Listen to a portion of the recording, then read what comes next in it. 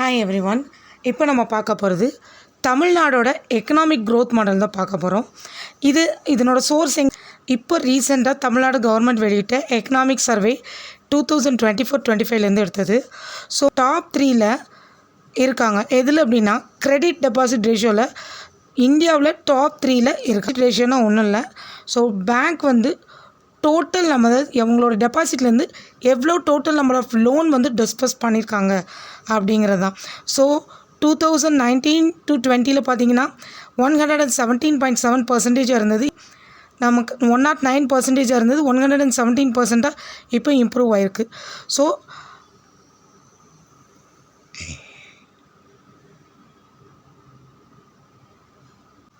So இது India லெவலில் பார்த்தோம் அப்படின்னா 76.5%லேருந்து 79.6% அளவுக்கு இம்ப்ரூவ் ஆகிருக்கு.